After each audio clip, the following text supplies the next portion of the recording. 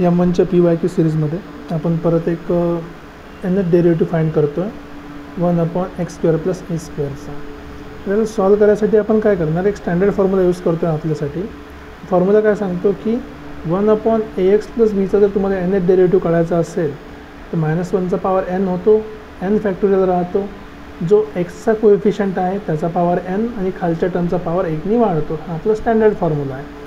आता यासाठी आपल्याला फंक्शन कसं पाहिजे, खाली स्क्वेअर नको, खाली लिनियर फंक्शन पाहिजे. लिनियर म्हणजे जिथे व्हेरिएबलचा पॉवर काय असणार आहे 1. तर आधी आपण याला कन्वर्ट कशामध्ये करू, लिनियर फंक्शनमध्ये. कसं कन्वर्ट करायचं, जर तुम्हाला माहिती असेल की माझ्याकडे जर suppose this is x² + a², त्याला मी लिहू शकतो 1/x² - ia². इथे i काय आहे, इमॅज नंबर, याचा स्क्वेअर किती होणार -1.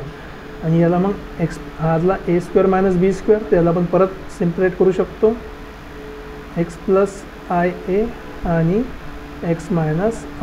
अशा प्रकारे आपल्याकडे काय भेटले, दोन सेपरेट याचे फॅक्टर भेटले. आता जर आपण या फॅक्टरला सेपरेट करू शकलो तर आपल्याला या प्रकारचा फॉर्म्युला अप्लाय करता येईल. तर सेपरेट करायचं काम असते पार्शियल फ्रॅक्शन्सचं. तर आपण इथं लिहू बाय युझिंग पार्शियल फ्रॅक्शन. आपण याला सेपरेट करू. आता कसं सेपरेट करायचं मी सांगतो बघा, सोपंच आहे.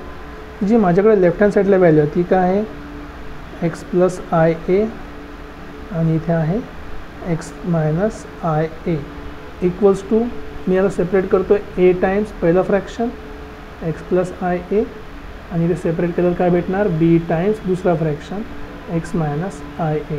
आता जर मी याला मल्टिप्लाय केलं, डिनॉमिनेटरला याला मल्टिप्लाय केलं तर मला काय मिळेल, 1 इक्वल्स टू हा x + ia कॅन्सल होईल.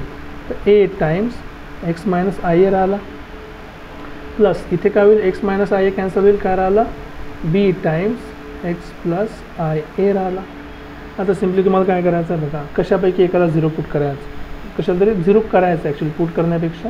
So let's say put x = ia. जर मी x ची व्हॅल्यू ia पुट केली तर बघा काय होणार, 1 equals to a times ia - ia plus b times काय झालं ia + ia. बघा हा झाला, सेम नंबर सबट्रॅक्ट केला तर आन्सर झालं 0.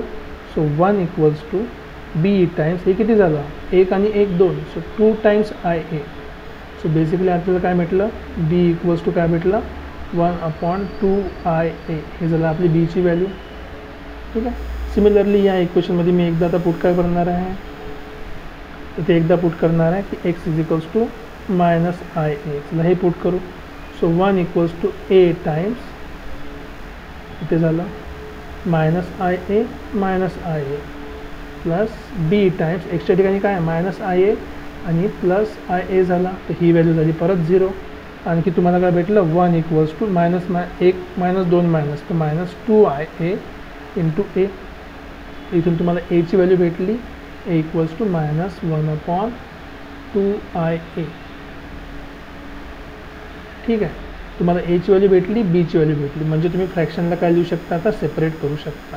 आता जर मी फ्रॅक्शनला सेपरेट लिहिलं तर मला काय मिळालं, जी माझं फंक्शन होतं x² + a², त्याला मी a किती आहे 1/-2ia इंटू किती आहे x² + ia, हा माझा पहिला फॅक्टर, आणि प्लस b किती आहे 1/2ia, इथे दुसरा factor 1/x - ia.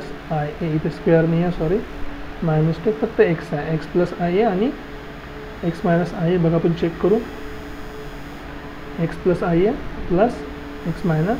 Okay, a आणि b ची व्हॅल्यू पुट केली. आता सिम्पली काय करायचं, याला कॉमन काढाय, कॉन्स्टंट बाहेर व्हॅल्यू आहे, मायनस काढायचं तर मायनस पण काढू शकता, नाही काढायचं तर मायनस काढायची पण गरज नाही. मी मायनस बाहेर काढतो, तर इथे आतमध्ये काय राहिलं 1/, यातला मायनस निघाला तर हा प्लस राहिला, तर x + ia आणि हा प्लस होता तिथून मायनस बाहेर आला तर मायनस राहिला 1/x - ia. आता याला आपण डिफरन्शिएट करू n टाइम x² + a². आता याला आपण n टाइम डिफरन्शिएट करू. सो या डिफरन्शिएटिंग n टाइम्स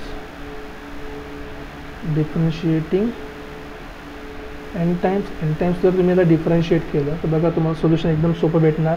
हा झाला derivative n times with respect to x, कशाचा 1/x² प्लस a².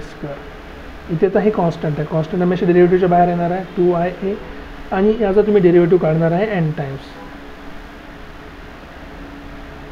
त्या फंक्शनचा 1/x plus ia minus 1/x minus ia हे झालं आपलं कम्प्लीट डेरिव्हेटिव्ह. आता इथे काय यूज करायचं आपलं स्टँडर्ड फॉर्म्युला. थोड्या वेळ पहिले आपण बघितलं आहे काय स्टँडर्ड फॉर्म्युला. त्याच्यामध्ये काय होते की -1चा पॉवर n होतो, n फॅक्टोरियल सोबत राहतो आणि जो काही एक्सचा कोएफिशियंट आहे त्याचा पॉवर n आणि डिवाइड बाय डिनॉमिनेटरचा पॉवर 1नी जास्त. आता जर आपण हा फॉर्म्युला इथे दोन्ही ठिकाणी यूज केला तर बघा आपल्याला काय मिळालं आहे. सोल्युशन इज -1/2ia तर कॉन्स्टंट आहे तो बाहेरच राहिला. ठीक आहे. इथे मला भेटला -1चा पॉवर n. ठीक आहे. सोबत n फॅक्टोरियल. x सोबत काय कोएफिशियंट 1च आहे तर 1चा कुठलाही पॉवर घ्या फरक पडणार नाही. डिवायडेड बाय याचा पॉवर 1नी जास्त वाढेल. So x plus ia n होता हा n+1 झाला. सेम लॉजिकमध्ये -1चा power n into n factorial. इथे पण 1चा फॅक्टोरियल काही फरक पडत नाही. 1चा कुठलाही पॉवर घ्या आन्सर सेम असेल. आणि x मायनस ia याचा पॉवर पण 1नी जास्त वाढला तो झाला n+1. ठीक आहे. त्यातल्या कॉन्स्टंट नंबर व्हॅल्यूज बाहेर काढा. जर तुम्ही यातल्या कॉन्स्टंट व्हॅल्यूज बाहेर काढल्या तुम्हाला बघा काय मिळालं आहे. हा -1चा पॉवर n बाहेर आलेला आहे. -1चा पॉवर आता हा जर तुम्ही -3 आणखी ॲड केला तर n+1 लिहू शकता. जर आणखी वाढवायचं असेल तर जर n+1 नाही लिहायचं तर मायनस तसंच राहू द्या. ठीक आहे. Into n factorial. ओके हे पण बाहेर आलेलं आहे. आणि एक्स्ट्रा काय बाकी राहिलं आहे 2ia किंवा 2ai. इथे बाकी असलेली जी व्हॅल्यूज आहे 1/x plus ia to the power n+1 minus 1/x minus ia to the power n+1. So this is your final answer. ही तुम्हाला व्हॅल्यू कॅल्क्युलेट करायची होती. याला आपण आणखी पण सॉल्व करू शकतो. जर तुम्ही याला युलरच्या फॉर्ममध्ये लिहिलं, फॉर एक्झाम्पल पोलार फॉर्ममध्ये लिहिलं r cos θ i sin θ तर ते यूज करायची गरज नाही. क्वेश्चन सोपाच आहे. एवढंच एक्सपांड करायची गरज आहे आणि पण एवढं सोल्युशन ठेवणार आहे. इथे स्पेसिफिकली आपल्याला म्हटलेलं नाही आहे की डिफरन्शिएट करून त्याला साइन आणि कॉसच्या फॉर्ममध्ये लिहा म्हणून. तर आपल्यासाठी एवढं सोल्युशन सफिशियंट राहणार आहे.